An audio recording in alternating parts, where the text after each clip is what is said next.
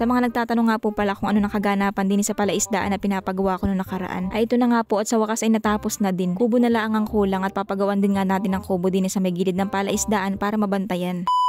So yun na nga for today's video ay nagpapatambak nga pala ako nitong pilapil para tumaas at para hindi nga maabot ng tubig. Tapos yung mga tilas o butas ay pinatambakan na rin namin. Si Papa nga pala ang nagdesisyon, ano daw?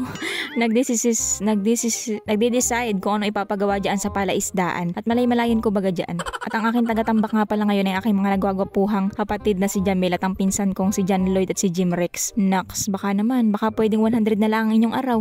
Aba para nagadabog si Jim at sumala na yung pagtambak ng putik. Nga pala sa nakaraang video ko na nagpagawa nga ako ng paminto ay marami nag-comment at nagsabi na dapat daw PVC yung ginamit ko o di kaya dapat daw ipinasimento ko na para matibay. Salamat po sa mga suggestion nyo pero nabanggit ko rin po naman doon na ang budget ko dito ay tama lang at hindi nga ganoong kalaki. At saka nabanggit ko din naman po doon na hindi talaga ito sa aking palaisdaan. Ito ay kay nanay sa lola ko. Pero ngayon nga po ay binigay na talaga sa akin ni nanay. At saka tama lang din naman po ito sa tulad ko nag-uumpisa pa lang sa ganitong negosyo. Kaya naman ay tinulungan nga din nila ako na hindi ako magastusan ng sobrang laki. Dahil nga po marami pang pagkakagastusan dito, hindi lang itong paminto. Pero alam niyo po ang mga paminto ng fish pan dito sa amin, karamihan ay talagang plywood lang at kahoy. At tumatagal naman talaga yan ng ilang taon bago masira. Iilan lang dito ang mga paminto ay semento. Pero yun na nga po, salamat po sa mga nagsuggest. Soon po siguro kapag nagkaroon na tayo ng malaking budget. So yun na nga, ito nga palang paminto ay ginawan din ni Papa ng panara na may lambat na kung tawagin din sa amin ay bastidor para daw hindi makapasok yung mga basura at syempre para hindi makalabas yung laman ng palaisdaan. Ito na nga pala yung lambat na nabili namin noong nakaraan at ilalagay nga din yan doon sa palaisdaan kasi lalagyan namin ng pitak, hahati-hatiin at ang balak po kasi naming ihulog doon or alagaan ay lapo or yung sigapo kung tawagin din sa amin. Gawa ng dapat daw ay magkakahiwalay ang size nun kasi kapag pinagsama-sama ay kakainin yung maliliit at dahil nga kapos pa tayo sa budget kaya naman ilambat na lang muna ang gagamitin natin. Imbis na patatambakan natin yung gitna para magkaroon ng pitak, lambat na lang muna. Hindi pa kaya ng budget at talaga namang naghahingalo na ang aking wallet. Wari ko yung marami-rami pang kinaso ng kakailanganin nating kunin sa hibasanan bago natin tutuluyang mapaayos. Bali ngayon nga pala ay sa kabilang side naman sila nagtatambak. Tapos yung lambat nga pala na ikabit na rin ni Papa doon sa gitna pero dadagdagan pa nga daw niya yan. At sa mga sumunod na araw nga ay nagtatambak pa rin sila. Medyo natagalan nga pala sila sa pagtatambak. Halos ata ay 1 linggo or lampas pa. Kasi nga tatatlo lamang sila at 3 nga lang silang kinuha ko para makatulong na rin sa kapatid ko at sa pinsan ko. Para may pagkakitaan sila at may trabaho sila. Kaya naman ay habang abala nga sila sa pagtatambak kaya ako naman ay abala sa pagbablog at wala na nga rin akong time, hindi ako makatulong sa kanila. Gusto kong tumulong kay Papa sa pagkakabit ng lambat kaso nga lang ay abala ako sa paggawa ng content at gawa nang wala akong apasahod dun sa 3. Kaya naman ay saglit nga lang ako dumadaan din sa palaisdaan at kumukuha lang ng kaunting video tapos dediretso na ako sa dagat para gumawa ng content. Buti na nga lang talaga at si Papa ay masigasig sa pag-aasikaso na ring palaisdaan. At ang katulong nga niya lagi ay si Johan. At ang madalas ko nga kasama sa paggawa ng content ay si Yasi. Minsan si Mama kapag wala siyang ginagawa. Alam niyo may time talaga na parang sobrang ako napapaguran sa paggawa ng mga content at minsan nga ako'y tinatamad na. Pero sa tuwing nakikita ko nga na may kinahinat na yung aking paghihirap ay nakakawala ng pagod. Lalo na nga kapag nakikita ko may napapasaya akong tao sa mga video na ginagawa ko ay lalo akong ginaganahan. At madalas nga ako inagabi na sa tabing dagat sa pagbo-voice over matapos ko lang yung video na ginagawa ko. At dahil nga sa pagbablog ko pati yung pagkapanlawin ko ay nawala. Samantalang dati alas 5 ng hapon na hindi ako makatambay sa tabing dagat. Pero ngayon ngay kahit ako'y gabihin pa, baluin, magparamdam, batuhin, may umiyak na sanggol, abay wag naman at nakakatakot yun. Pero alam niyo naka-experience ako ng ganun pero hindi ko na nga kwento at wala namang kunik din sa palaisdaan ay.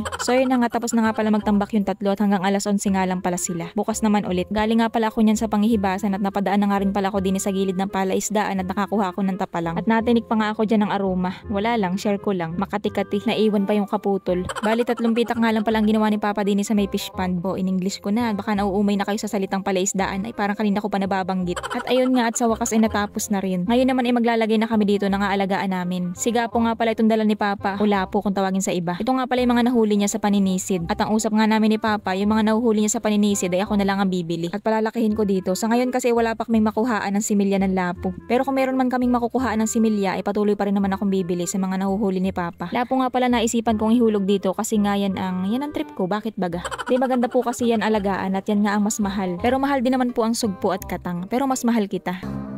Ay iya yanong kiri. Pero hindi ang mga fish pan po talaga dito karamihan ang laman ay lapo. Dahil nga daw yan ang maganda ang bentahan. Hindi ko nga pala tanda kung ilang piraso na nga pala ang nilalagay dyan at gawa ng hindi naman lahat ay naibibideo ko. Hindi ko lang tanda pero may lista naman ako. At yun na nga may nag-harvest nga na naman pala at hindi nga kami pumunta dito para manghingi ng pang-ulam kundi para manghingi ng ibabahog namin doon sa aming alagang lapo. Ang mga ganito nga palang tilapia kadalasan din sa amin ay pambahog lang talaga yan sa lapo. Minsan nanghihingi kami ng ganyan kapag wala kaming maiulam. Pero kadalasan nga ibinibili lang din yan ng ibang may palaisdaan dito na may alaga ng lapo at pinapakain nila. Kaya para po doon sa nag-comment nung nakaraan na ang yabang ko daw kasi yung pang-ulam na ng iba ay pinapakain lang namin sa lapo. Hindi po yun yabang kasi yung ganyang klase talaga ng isda din sa amin na hindi dinadala sa palengke. Kasi nga yan ay hindi naman nabibili ng mahal sa palengke. Kaya imbis na dalhin pa yan sa bayan ay binibili na lang yan na may mga alagang lapo. Dahil nga bumibili rin naman sila ng pagkain ng lapo sa palengke ay mas maganda pa nga yan at gawa ng buhay para hindi napapadpad sa gilid ng pilapil. Pero syempre dahil makapal ang mukha ko, nakakuha tayo ng pampakain ng lapo ng libre. Sa ngayon naman kasi kukundi pa lang yung alaga namin kaya naman hindi pa masyadong matakaw sa pagkain. Pero kapag marami na ay talagang bibili ka na yan. Pati nga rin pala yung mga nahuhuling lapo ni Johan sa pangahapin ay binibili ko na rin at nilalagay ko na rin dito.